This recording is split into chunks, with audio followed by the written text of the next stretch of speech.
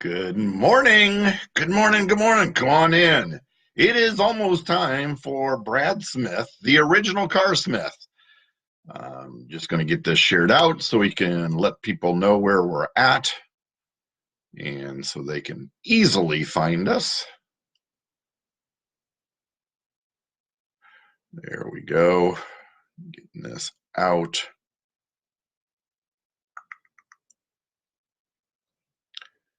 Well, maybe it's not quite as easy as I thought. We'll start there. Good morning. Hi, I am Brad Smith. I am the original car smith, and it is time for the Saturday morning sales meeting. Today is Saturday, January the 4th, 2020. That's right, it's 2020, and we're going to start taking a look here as we move into the new year at a lot of things of what we need to really do to bring the car business into the millennial age.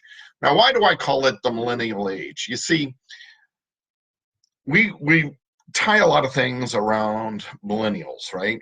But very, very quickly, millennials are not only becoming the biggest segment of the car buying population, but also the biggest segment, very quickly growing as the biggest employment section of the car business. You see, a lot of our employment base are going to very quickly, if they haven't already, become millennials. But if we really want to if we want to attract millennials, both as clients and as employees, we need to start changing the way we do things to start matching up with where the millennial age is today. Now, that doesn't mean that we have to fall into all the old stereotypes, many of which are just plain wrong. We don't have to fall into the stereotypes of what we think of as millennials because we really don't have good labels for millennials. In fact, there's a lot of people that really don't even like being defined as millennials, even if they absolutely are, because they don't like the negative stereotype or connotation around it. So let's really talk about where we are today and what we need to do to bring in more younger employees and younger buyers into our dealerships. Today, I want to talk about recruiting. You see, it has really been there, whether we've recognized it or not. There's already been a lot of turnover that's gone on in the auto dealerships. There's been a lot of things that happen around the hours, a lot of things that happen around the pay plans, a lot of things that happen around the way we do business that simply does not attract top level employees. And we as car dealers, for the most part, we started for a long time as mom and pop stores. We didn't have HR departments. We didn't have ongoing recruiting efforts that were really looking for the top quality employment level or top quality employees that we wanted in our stores. What we tended to do was we tended to maybe bring in 6 if we wanted to keep 3, and throw so much up against the wall, let's see what sticks. Well, as a result, we were automatically setting ourselves up for failure. We were automatically setting ourselves up for turn. And what we also did as managers is we didn't want to start investing a lot of time and a lot of effort into our new employees, because if we were just going to waste our time because they weren't going to stay, it really wasn't worth our time. Is that really a way to do a good look at it? Here's the thing about it, and I've heard this said a lot of times.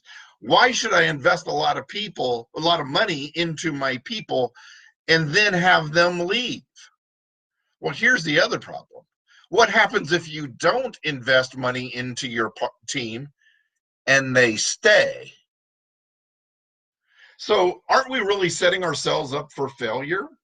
Are we really setting ourselves up with already the mindset that these people aren't going to stay, so they're not worth our time, they're not worth our effort, and then we wonder why we don't get the results that we want? So I want to shatter a lot of that and start taking a look really at what it takes to attract quality employees in the 2020 decade.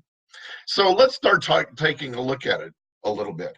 First thing we really need to do is start taking a look at what we require of our employees as far as working schedules. You see today, a lot of emphasis, and it's really kind of been there, and we probably really didn't just talk about it enough, but there's been a lot more emphasis coming on where time outside of work is being valued.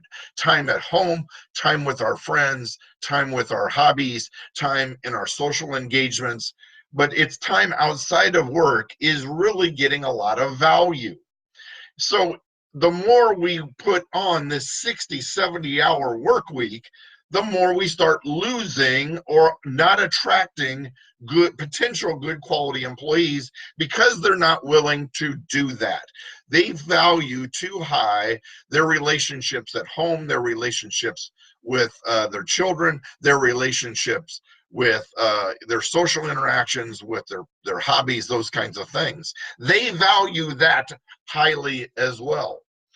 What you'll find is now dealerships that are already moving to limiting yourselves to about a 45-hour, roughly, work week, that will attract a much higher quality employee because they know that it's there. Get rid of it's the last week of the month and everybody's working bell to bell every single day. Get rid of that mindset. Start hiring and employing the employment level you need to attract people. So here's another thing. One way we can do it, we can either start limiting shifts that we require people to be there. We can start modifying the work days. And I've also heard in some cases where dealerships are limiting the number of work days of the week.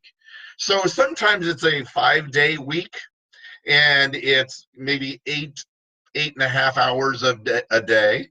And maybe what we need to do is, rather than do that and then stagger our work shifts and maybe not really having the full employment on shift that we want, maybe what we're better off doing, and look at this for your store, but here's another idea. Look at instead about a roughly 10.5-hour work day, 4 days a week. A 4-day work week.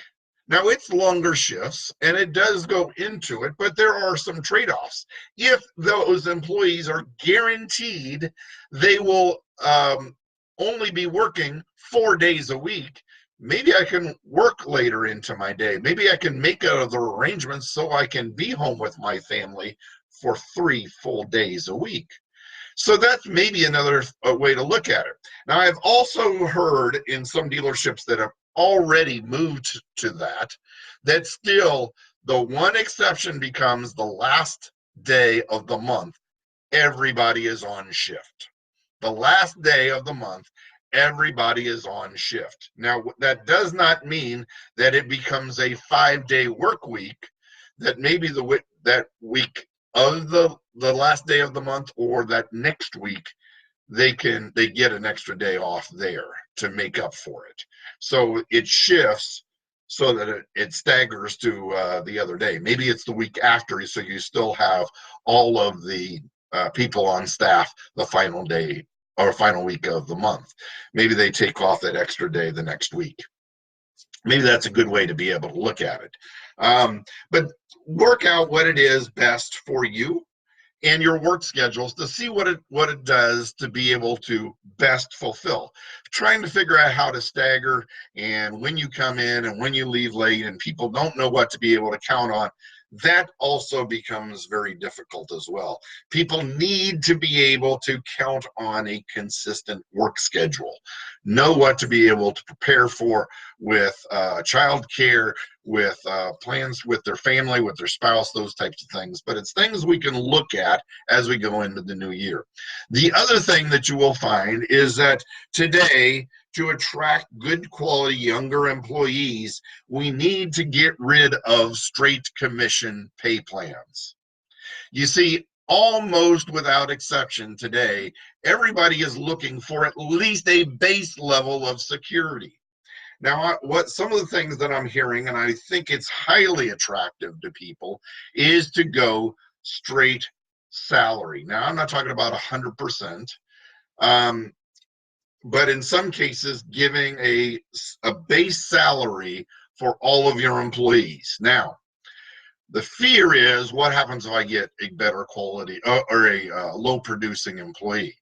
Well, with that, you also require a minimum average of 10 cars a month, an average over maybe a 90-day period, a rolling average over a 90-day period.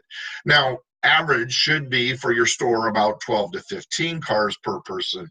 So set it a little bit lower, not a lot, set it a little bit lower. So as you go through slower months of the year, and if you're in a northern state, you know that things get quieter when the snow's flying. It's a little more difficult in this January, February, March. So, you know, maybe there's a little bit more leeway, but being able to guarantee a base salary will attract a better quality employee. Therefore, we don't have to hire the 6 to get 3. We can take more time to be able to get a quality employee because we're offering a better employment package. But still, we can leave room to be able to give bonuses for volume, bonuses for strong CSI scores, bonuses for, you know, you can set it wherever it is. Where do we establish that salary level? That depends on the area of the country you're in. You see, different areas, like New York City, for instance, will dictate a much higher base salary than Omaha, Nebraska. That's just an example. I have no idea what the living cost of living is in Omaha, but that's an example. Take a look at what it is for your area of the country. Get at least, if not a little bit better than what the average income is for your area, and establish your base salary there. If you want to attract a better than average quality employee, you need to be able to pay better than average income. With that, you can still compensate the high productive person either through the attainment of volume bonuses, or maybe we can even work with them and establish a little bit higher salary for that highly productive, high volume salesperson. That is a way to be able to compensate. Now, the fear becomes, I'm not going to do that because what happens if I get poor quality people? One, you're going to start attracting better quality people, so you don't have to worry about that near as much. But what you're also saying is, at that point, you are not guaranteeing, if they can't produce 80% of what average should be, then what you're also saying is, I don't have a very good quality management staff that can train them. I don't have a very good quality product to be able to provide, so that I don't have interest by the customers in my product, or I don't have a very good business development department or internet department, and I can't depend upon them to help create the traffic that I need. Well, whose problem is that? Is that your salesperson, or is that yours? If you need a better plan for training, take a look at your managers. If you need a better look at who is supporting, who is coaching, who is leading, who is help refining skills, if your salespeople don't have it, look at your managers. If you don't have people that can help close deals, that can help create good quality competitive deals, look at your management. If you don't have good floor traffic, look at your advertising programs, look at your internet programs, look at your business development programs, look at the quality of your used cars. Are you attracting a good quality customer? So those are two things, both in our work schedules and in how we pay, that we can start taking a look at in order to be able to start creating a better employment base moving forward. We'll continue to look at this as we move forward into the year. We're going to start taking a look at how to be able to set your management team up for wins. And I'm going to talk next week also too about how we pay our management staff that can produce a better quality sales staff by compensating in the right areas the right way.